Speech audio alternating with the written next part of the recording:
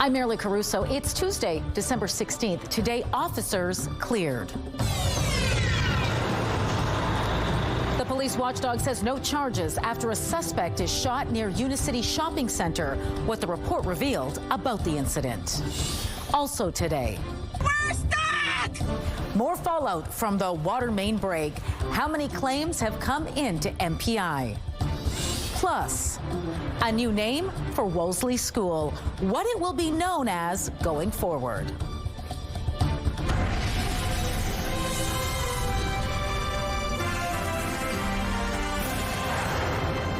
Good afternoon. Thanks for joining us. We may now be in the calm before the storm.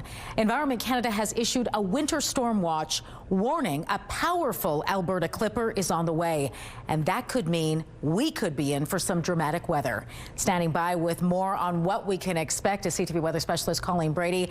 Colleen, this sounds bad. It is the calm before the winter storm, to be sure. And as you mentioned, Environment and Climate Change Canada has issued that winter storm watch, not just for Winnipeg, but all of southern Manitoba, as well as northwestern Ontario. All these areas lighting up in yellow. Now, this all gets underway tomorrow morning with snow during the day. It's really what's coming tomorrow night that has triggered this winter storm watch. We are going to be seeing significant snowfall. We're going to be seeing potential blizzard conditions from west to east across the night tomorrow night, maybe even freezing rain as well, and some wickedly strong winds. And then behind that, some very cold air too. All the details to come, but first, let's take a look right now first through that Bathfitter Live Eye. Bathfitter, your bath and shower experts for more than 40 years. It's also been a little windy and quite warm. We actually set a warm weather record today, if you can believe it, but the temperatures have been falling in those wicked north-northwest winds. -8 right now. With the wind chill, it feels like -18, blowing that camera around of ours. The pressure's rising and the humidity is 68%. So if you are heading out tonight on those roads, they could be a little slick. We did have precipitation earlier, and in those falling temperatures, it could be quite slippery out there. A live look right now at Portage Avenue in front of Polo Park. Thanks, Colleen. The Winnipeg police officers who shot and killed a man who stabbed an officer in the throat will not face any charges. Manitoba's police watchdog has closed its investigation into the incident more than a year after the shooting. And standing by with the latest on this is CTV's Taylor Brock. So, Taylor, how did the Independent Investigation Unit of Manitoba come to its decision? Well, Marilee, the IIU civilian director says officers took reasonable action that day. After going over all the available evidence, he says officers did not commit a criminal offense and he's not authorizing charges. Now, all this happened at a bus shelter near Unicity Shopping Center the evening of November 24th of last year. Police say one officer was stabbed in the throat by a man who was then shot by officers. The IIU says the officers declined to be interviewed for the investigation, but provided notes and a statement. Investigators also spoke with two witness officers and 6 civilian witnesses. They also reviewed security video, including a 20-second video recorded by a civilian. In the video, the 2 officers can be seen with their guns pointed at a man standing in the bus shelter. The IIU says the officers can be heard telling the man to put it down and drop it before the man starts moving towards the officers. There were multiple gunshots fired and he dropped to the ground. He was taken to hospital where he died of his injuries. Autopsy reports confirmed the man died of multiple gunshot wounds and found he had methamphetamine in his blood at the time. In the end, the IIU's director says the officers were reasonable in their actions. What about the officer, Taylor, who was stabbed in the neck? Do we know how they're doing? Well, the IIU says the officer's stab wound missed major arteries and was actually glued shut at hospital. All right, thanks for this, Taylor. Last Friday's water main break was more than just an inconvenience for many drivers. It caused real damage to more than a dozen vehicles. Manitoba Public Insurance tells CTV News it received 19 physical damage claims by the end of the day Sunday. That's just 2 days after crews working at the North End wastewater treatment plant damaged the water main. It caused a torrent of water to flood Main Street near Chief Peguis Trail. MPI says claims should be made as quickly as possible and damaged vehicles should be fixed at an MPI accredited repair shop. Winnipeg police have stopped hundreds of vehicles as part of its annual holiday check stop program, and officers are finding plenty of suspected impaired drivers. According to the latest figures from the police, between December 8th and 14th, officers stopped 547 vehicles. 22 drivers were found to be under the influence of alcohol or drugs. Of those, 1 driver failed a drug screening test and 5 drivers failed tests for alcohol. 16 registered a warning.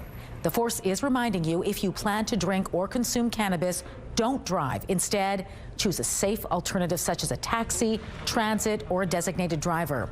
The holiday check stops will continue throughout this month and into early January. Students at a Winnipeg post-secondary institution will soon be able to get more hands-on experience working with heavy vehicles and developing sustainable technology. RRC Polytech today unveiled plans for a new facility called the Innovation Garage, boasting cutting-edge equipment and tools.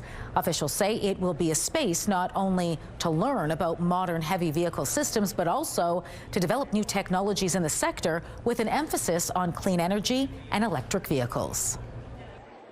Through this investment, Red River College Polytech's instructors and students will gain exposure to an increasing number of live industry projects. They'll have the opportunity to work side by side and create connections with the development staff at our companies. Instructors and researchers will increasingly gain knowledge about practical, real-world applications of advanced technology that they can reference to teach their students who will become our future employees. The federal and provincial governments are each putting $3.3 million towards the project. Wolseley School will soon have a new name starting next year. It will be known as Bluestem School. The school's parent council requested the name change over concerns about the negative impact the school's namesake, Lord Garnet Wolseley, had on the Métis community. He was a 19th century British military general who led the suppression of the Red River Resistance. The name change process started in 2024 and included an online vote on a new potential name. The new name, Little Bluestem School, comes from the native prairie grass found along Omans Creek in the Wolseley neighborhood. I didn't know a bicycle from a motorcycle. But that didn't stop a senior from deciding to repair an abandoned bike. How that decision is leading to a Merry Christmas for hundreds of children.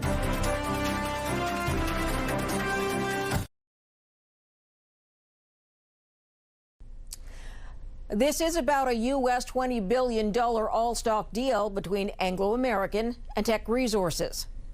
As part of it, Anglo American has agreed to spend $4.5 billion in Canada over the next 5 years. It is also moving its global headquarters from London to Vancouver.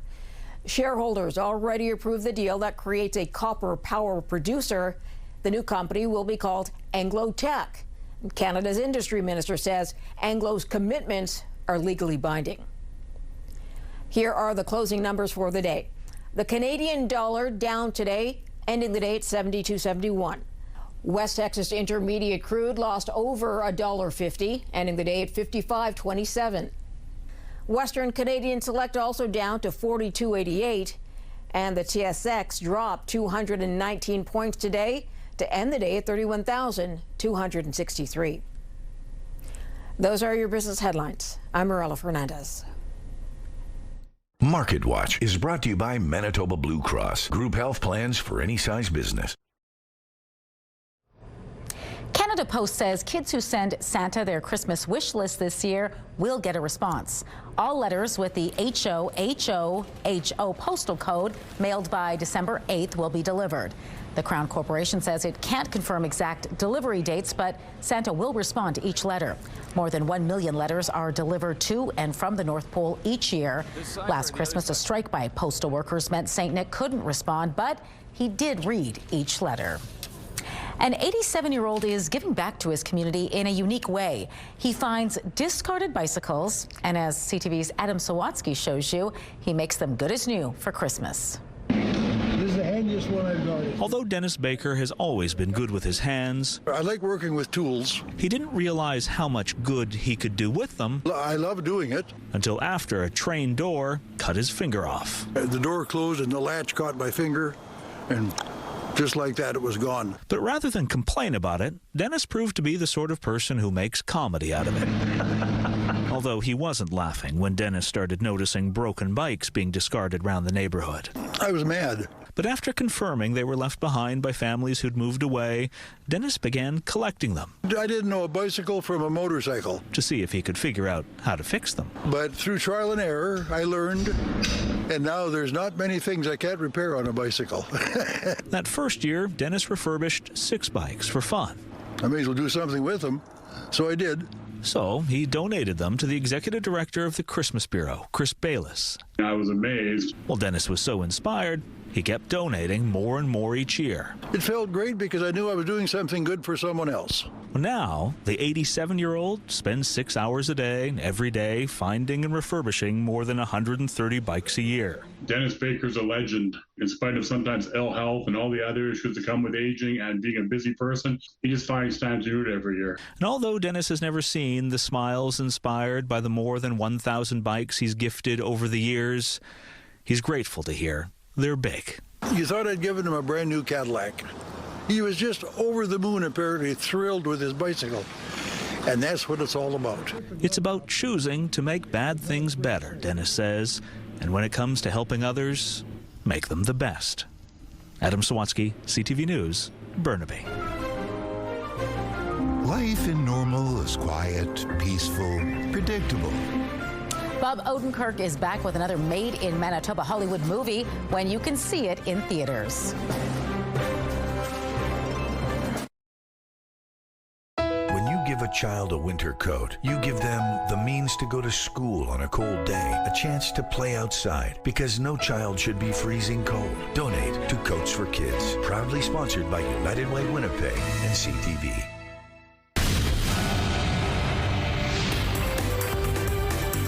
Spotlight, sponsored by the Casinos of Winnipeg, presenting Men Without Hats in the Spoons.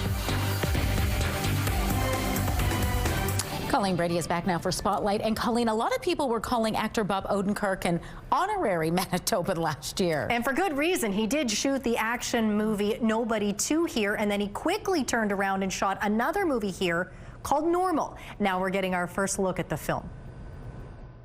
Life in Normal is quiet, peaceful, predictable. Until it isn't. Why are they shooting at you? In Normal, Bob Odenkirk is a provisional sheriff brought in to police a small Minnesota town. He uncovers a major conspiracy and learns the town is far from normal. The movie co-stars Henry Winkler and Lena Headey. It's set to hit theaters in April. The First Country Thunder was a big success, and now organizers have announced the headliners for year 2. And the show includes some big names, including Kane Brown. Put some miles on it. Back of the Chevy with the engine running. Country Thunder 2026 will be here in Winnipeg on Friday, July 3rd. Kane Brown will be joined on stage at Princess Auto Stadium by Bailey Zimmerman.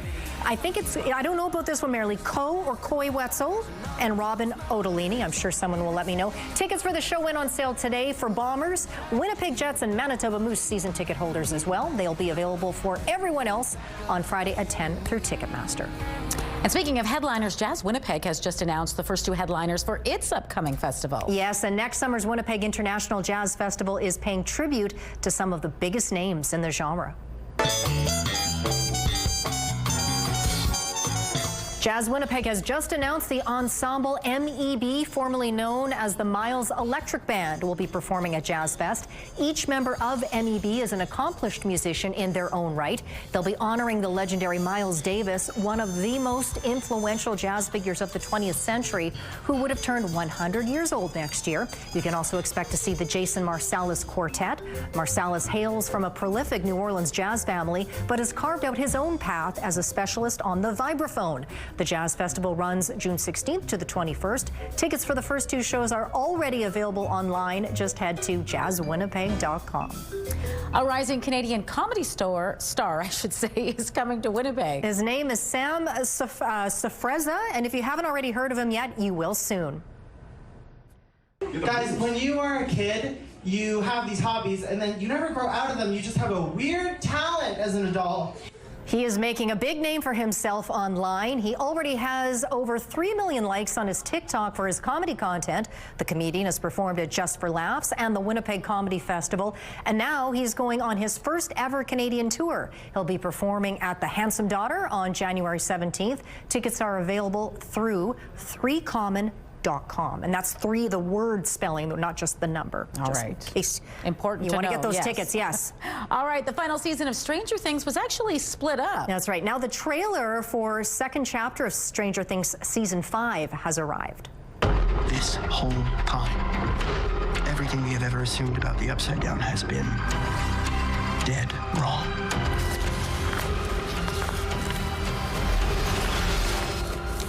Mother of God. Volume 2 premieres on Christmas Day with 3 episodes. The latest trailer shows the heroes racing against the clock to unravel Hawkins' darkest secrets. And it also shows Vecna creeping in to declare that it's time for a new world. Following these 3 episodes, there will be an epic ending. The finale will air on New Year's Eve. Wow. I think I've only watched up to season 2. A lot has happened. I've Absolutely, got to catch up on. All right, thanks, Colleen. You're welcome. Your primetime lineup starts at 7 with E-Talk. Then at 7:30, it's The Big Bang Theory. At 8, watch MasterChef Canada. And then back-to-back at 9 and 10, it's The Traders Canada. It is all right here tonight on CTV. The CTV Primetime lineup is brought to you by Strictly Amish, exclusively in Arborg, Manitoba. Things look pretty good on Notre Dame, not so much on the Disraeli Freeway at Lilly. There's been a collision there. The details, the northbound curb and middle lanes are blocked. Emergency vehicles are on scene, and you can expect delays for northbound traffic back to Main Street.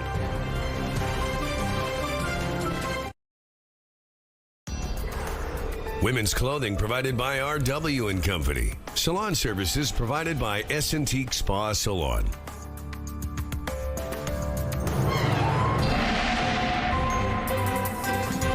CTV Skywatch weather brought to you by South Beach Casino and Resort. Visit southbeachcasino.ca. Well, it was an interesting day weather-wise today, as I mentioned earlier. We actually set a warm weather record here in Winnipeg and likely in other parts of the south as well, courtesy of a push of mild Pacific air. But it was on a collision course with very strong northwest winds, i.e. a cold front delivering a blast of Arctic air. And the result, some precipitation. We saw rain, actually mid-December rain, turning quickly to snow, and it made for some very slippery conditions. So we did have a flash freeze warning in effect for southern Manitoba. That's now ended, but do watch out for slippery conditions regardless tonight in southern Manitoba. Next door into northwestern Ontario, you see both those forms of precipitation moving through. So we do have a flash freeze warning in effect for these areas further south, closer to the international border, including Fort Frances. But Kenora, there's snow falling there, and it's blowing around in some very strong winds. So that's another area where you should watch out for it to be slippery. Now, what's to come tomorrow? Well, we lost that flash freeze warning in effect for southern Manitoba earlier today, and it's been replaced with this, a winter storm watch. Now, this all gets going tomorrow morning, first in the southwest, and then quickly throughout the course of the day, we'll see that snow spread eastward. Now, we could see anywhere from 10 to 20 centimeters of snow associated with this system in a very generalized sense.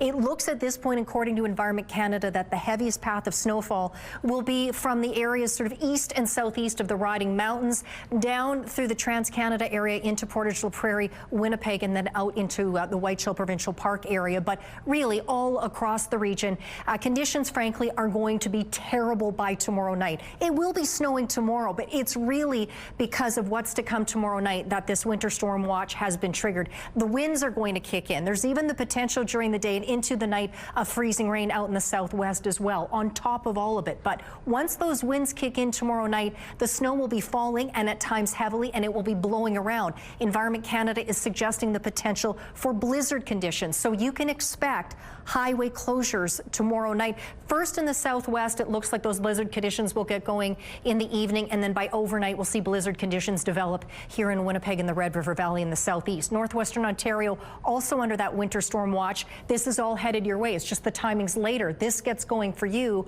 on Wednesday evening, overnight into Thursday evening. Even more snow headed your way. 25 to 35 centimeters is is possible. So first we have to get rid of the precipitation falling tonight, then the calm before the storm, if you will, in the overnight hours. Then the futurecast is a little slow with respect to the timing. We could see that snow start to fall and maybe even some freezing rain in the southwest by earlier than this suggests tomorrow morning. It has 11 o'clock here getting into the southwest. It may be earlier than that, so just watch for that. Around midday, we'll start to see that snow and maybe freezing rain even stretch into Winnipeg in the southeast. And you see that path right along the highway there. As we get further on into the afternoon, the snow will start to intensify. But as we get into the overnight hours, that's when things are going to turn ugly. Overnight into Thursday, we'll likely see some snow continuing before it pulls out. But there's more snow on the way on Friday. Minus 16 is our low tonight. A few clouds. Those very strong northwest winds will back off mid-evening. Snow starts tomorrow around midday here in Winnipeg. Minus 4 is the high. And then tomorrow night is when things, as I mentioned, are going to turn ugly. Expect blizzard conditions, including in the Winnipeg area. Quite likely to see blizzard conditions anyway overnight into Thursday morning. Snow likely in the morning, minus 17. We'll get a break for a few hours Thursday night. More snow on Friday. And then a clearer but colder weekend ahead. With all that said, let's take a look at our weather photos. This first one takes a look out onto Lake Winnipeg from Andrew's point of view out in Bel Air, Manitoba. And this next photo, the beautiful pink sky over Brandon, that photo is from Wendy. Email us your photos to winnipegweather@ctv.ca. The CTV Skywatch Pick of the Day is brought to you by the Manitoba Chiropractors Association. We've got your back. An Australian runner has rewritten the record books at the bottom of the world. It's so hard. Wow. Oh my God, that is unlike anything I've ever done. I've done marathons before, but that is, so tough. So tough. Catherine Drysdale is the first female champion in the 20 years of the Antarctic Ice Marathon. All of the runners braved strong winds and temperatures around minus 15 Celsius during the run, with Drysdale finishing it in 3 hours, 48 minutes and 43 seconds. The Antarctic Ice Marathon is the world's southernmost marathon. It takes place at the Union Glacier, about 965 kilometers away from the South Pole.